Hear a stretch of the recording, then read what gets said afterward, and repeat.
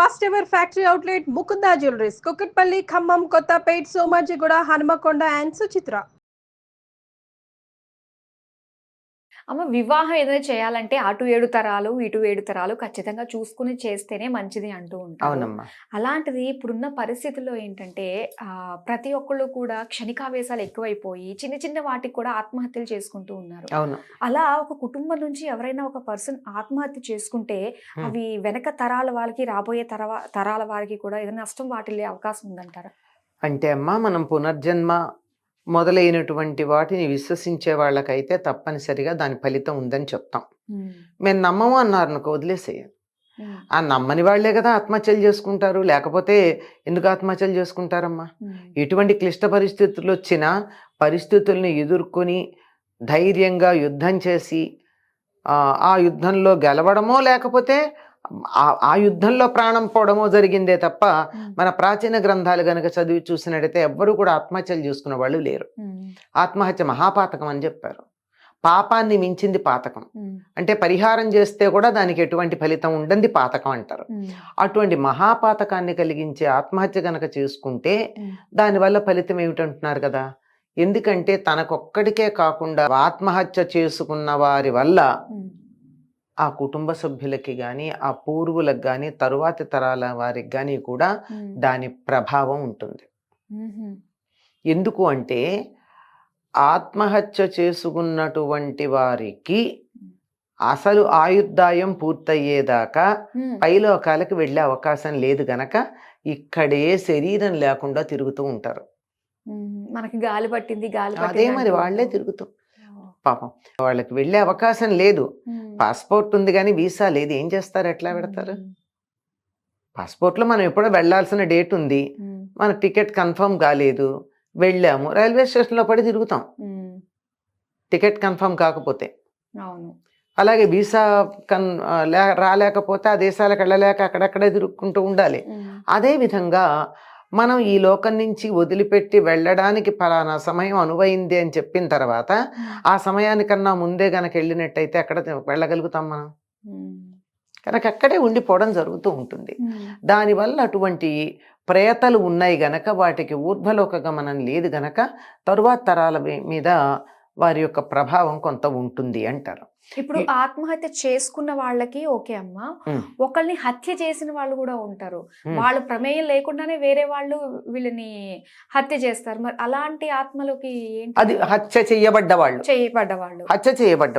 వాళ్ళకి హత్య చేయబడ్డాడంటే తప్పనిసరిగా అతడికి కాలం మూడే ఉంటుంది. ఒకవేళ అనుకోకుండా జరిగి మరి ఆత్మహత్య కాకుండా అకాల మరణాలు, దుర్ఘటనలు ఉంటాయి, యాక్సిడెంట్లు, అట్లాంటి వాటిల్లో కానీ ఇలా హత్య చేయబడి కానీ ఇలా గనక వెళ్ళిపోతే వాళ్ళకు కూడా కొంచెం ఇబ్బందే. కాకపోతే అది వాళ్ళ జీవుడు కావాలని కోరుకోలేదు కదా, చచ్చిపోదామని అనుకోలేదు కదా. అందువల్ల వాళ్ళకి ఉత్తర క్రియలు బాగా సవ్యంగా గనక చేసినట్టయితే వాళ్ళు పైలోకాలకు వెళ్ళడం జరుగుతుంది. ఉత్తర క్రియలు బాగా చేస్తే. ఈ ఆత్మహత్య చేసినటువంటి వాళ్ళకి ఆత్మహత్య చేసుకున్నటువంటి వారికి పైలోకాలకు వెళ్ళడానికి తొందరగా అనుమతి లభించదు. మనం ఉత్తర క్రియలు చేసేటటువంటి పద్ధతి కూడా వాళ్ళకి చేసే పద్ధతే లేదని చెప్తారు. అట్లా అయినా కానీ తరువాత తరాల వాళ్ళు చెయ్యాలి. ఉత్తర క్రియలు చేస్తే తప్ప ఆ ముందు తరాల వాళ్ళు పైకి వెళ్ళరు. తరువాతి తరాల వాళ్ళు శరీరం వదిలేక కూడా ఎక్కడికి వెళ్లకుండా ఇక్కడే ఉండిపోవడం జరుగుతుంది. దాని ఎఫెక్ట్ ఆ తర్వాత తరాలకు కూడా వస్తుంది. అందువల్ల ఒకళ్ళు ఆత్మహత్య చేసుకున్నారు అంటే అర్థం ఏమిటంటే తమ ముందు తరాల వాళ్ళ మీద, తరువాత తరాల వాళ్ళ మీద కూడా వాళ్ళకి ఇష్టం లేదు, వాళ్ళ మీద కూడా ప్రేమ లేదు. తన మీద తనకి ఎట్లాగో లేదు, తన మీద లేకపోవడం వల్లే ఆత్మహత్య చేసుకోవడం. కానీ ఎంత ఉందంటే ప్రేమ, స్వార్థం ఎక్కువయ్యి నేను ఈ కించిత్తు కష్టపడలేను అనేటటువంటి స్వార్థంతో, కష్టపడడానికి ఇష్టపడక సుఖం మాత్రమే కావాలనే ఒక స్వార్థంతో ఈ శరీరాన్ని అంతం చేయడం మొదలు పెట్టుకుంటారు. ఇక్కడ ఆత్మహత్య అంటే శరీరానికి అంతం, ఆత్మకి ఏమవదు. ఆత్మశబ్దానికి శరీరం అనే అర్థం కూడా ఉంది. ఈ శరీరాన్ని ఇక్కడ వదిలిపెట్టిపోతున్నారే తప్ప ఆత్మ ఏమవదు కదా. అందువల్ల ఇక్కడిక్కడే ఉండడం ఉంటుంది. వాళ్ళు వెళ్ళరు గనక తరువాత తరాలు వాళ్ళు వెళ్ళే అవకాశం లేదు. ఉదాహరణకి పితృకార్యాలు చేసేటప్పుడు 3 తరాలు చెప్తారంట. ఎవరికి చేస్తున్నారో తద్దినం పెడుతున్నారో వాళ్ళని వసురూపం అంటారు, వాళ్ళ తండ్రిని రుద్రరూపం అంటారు, వారి తండ్రిని రుద్రరూపం అంటారు, ఆ పైన 3వ తరం పై తరం వాళ్ళని ఆదిత్య రూపం అంటారు. ఈయనకి తద్దినం పెట్టే వాళ్ళు చనిపోయారు అనుకోండి, అప్పుడు ఏమవుతుంది, ఈ చనిపోయిన ఆయన కొడుకు పెడతాడు కదా, ఈయన వసురూపం అవుతాడు. ఇంతకు ముందు వసురూపంలో ఉన్న ఆయన ఆదిత్య రూపం అవుతుంది, రుద్రరూపం అవుతాడు. రుద్ర రూపంలో ఉన్నవాడు ఆదిత్య రూపం అవుతాడు. అంతకుముందు ఆదిత్య రూపంలో ఉన్నవాడు సూర్యుడిలో కలిసిపోతాడు. ఈ హైరార్కీ ఉంది. ఈ మధ్యలో ఎవడికో ఒకటి పెట్టలేదు. హైరార్కీ ముందు వాడు వెళ్ళకపోతే తర్వాత వాడు మెట్టెక్కే ఛాన్స్ ఎక్కడుంది? లేదుగా.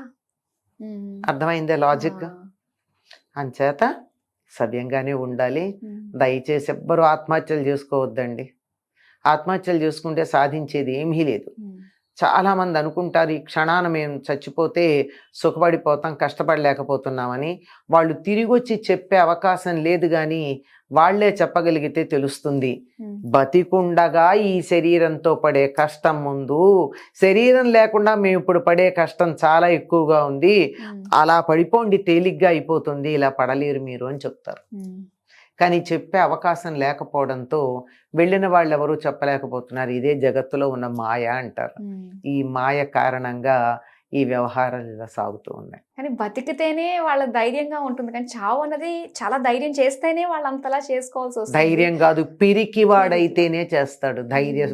ధైర్యవంతుడు పరిస్థితులను ఎదుర్కొంటాడు, పిరికి వాడు చచ్చిపోతాడు. పలాయనవాదం, పారిపోవడం, తప్పించుకోవడం, ఎదుర్కోలేకపోవడం, చచ్చుదనం, చేతకాంతనం, అసమర్థత, ఇంకా ఎన్ని పదాలు ఉన్నాయో నేను చెప్పలేను, అన్నీ ఉన్నాయి. ఇవన్నీ ఒక్క చోట చేరిస్తే వాడు ఆత్మహత్య చేసుకుంటాడు. చచ్చిపోవడానికి ధైర్యం అక్కర్లా, బతకడానికి ధైర్యం కావాలి. పిరికివాడు మాత్రమే చచ్చిపోతాడు. చాలా బాగా చెప్పారమ్మా. కాకపోతే ఇప్పుడు ఈ ఆత్మహత్య చేసుకున్న వాళ్ళు మరి వాళ్ళ ఉత్తర కార్యాలు ఏవైతే చేసామో వాళ్ళు పుణ్యలోకాలకి వెళ్ళాలంటే కార్యక్రమాలు సవ్యంగా చేస్తే సరిపోతుందంటారా? అసలు వాళ్ళకి కార్యక్రమం, ఆత్మహత్య చేసుకున్న వాళ్ళ కార్యక్రమాలే చేయొద్దని చెప్తారమ్మా. చేయకూడదు, వాటికి లేవు అసలు. వాళ్ళని పైకి పంపించే మార్గాలే లేవని చెప్తారు. అయినా మనం చేస్తాం, మానట్లేదు. వాళ్ళకి చెందుతాయి లేదో తెలియదు. ఎందుకంటే ఆ జీవుడికి ఇంకా ఇక్కడ టైం ఉంది భూలోకంలో, మనం ఇస్తే వాడు అక్కడికి ఎలా పెడతాడు? నిజంగానేమో ఇది చాలా డీప్ గా తెలుసుకుని ప్రతి ఒక్కరు ఆలోచించి తర్వాత తరంగా తన గురించే తను ఆలోచించుకుంటే చెయ్యడు. ఆలోచన లేని అసమర్థుడైతేనే చేస్తాడు. ఇంక ఇలాంటి వాళ్ళ గురించి ఎంత చెప్పుకున్నా కూడా మనకి ఇంకేం బాధే తప్ప ఇంక ఇందులో వివరాల్లోకి వెళ్ళిన కొద్దీ ఇంకా బాధ కలిగించే విషయాలే తప్ప సంతోషంగా ఉండేది, ఎవరికన్నా ఉపయోగపడేది చాలా తక్కువ. కనీసం మనం అంటూ ఒక మెసేజ్ పాస్ చేసాం కాబట్టి ప్రతి ఒక్కరికి రీచ్ అవ్వాలి. ఎవరు ఆత్మహత్య చేసుకోకండి. ఎందుకు చేసుకుంటారండి? బతికుంటే బలుసాకు తినచ్చు. అవును, జీవితం చాలా పెద్ద. విపులాచ పృథ్వీ కాలోచ్చనంత అని చెప్తారు. కాలం చాలా అనంతమైనటువంటి కాలం. ఈ భూమండలం చాలా విశాలమైంది. ఎక్కడో అక్కడ ఎప్పుడో ఒకప్పుడు సుఖపడకపోతామా? చచ్చిపోయాకేముంది? ఎప్పుడు బతుకుతారు? బ్రతికియుండన సుఖములు బడయవచ్చు అని ఉంది. బతికుంటే కదా సుఖం. ఆత్మహత్య చేసుకుని ఫలాంది ఆత్మాహుతి చేస్తాం, ఇది సాధిస్తామంటే నువ్వు సాధించిన దాన్ని మరెవరో అనుభవిస్తున్నారు, కానీ నీకేం లేదుగా. అవును, ఎంతో మంది బలిదానాలు చేశారు. బలిదానాలు చేసినప్పుడు వాళ్ళు ఏమన్నా అనుభవించారా? వాళ్ళ తరాల వాళ్ళు అనుభవించటం కొద్ది రోజులు బాగా ఎక్సైట్మెంట్గా ఉంటుంది, తర్వాత వాటి విలువ తెలియదు. కష్టపడితే సాధించిన దానికి తెలిసిన విలువ ఎవరో కష్టపడి మనకిచ్చిన దాంతే మనం పొందితే ఉండే దానికి తెలియదు. తెలియక దుర్వినియోగం చేయడం, దాన్ని చులకన చేయడం జరుగుతుంది. మనం ప్రత్యక్షంగా అనేక ఉదాహరణలు దానికి చెప్పుకోవచ్చు. బలిదానాలు చేసి సంపాదించినటువంటి వాటిని దుర్వినియోగం చేసుకోవడం అన్నది మనం ప్రత్యక్షంగా చూస్తూ ఉన్నాక కూడా బలిదానాలు చేయడానికి ఎవరైనా ముందుకెడుతున్నారంటే ఎంత తెలివి తక్కువ వాళ్ళు అని జాలిపడాల్సి ఉంటుంది. అంతే. ఇంకా ఓకే అమ్మా, అసలు అలాంటి ఫీల్ ఎవరికైనా వచ్చినా కూడా అలాంటి టైంలో నిజంగా మన ఈ ఎపిసోడ్ కనుక టెలికాస్ట్ అయితే వాళ్ళ అదృష్టవంతులు. నిజంగా చాలా చక్కగా తెలియజేసినందుకు ధన్యవాదాలమ్మా.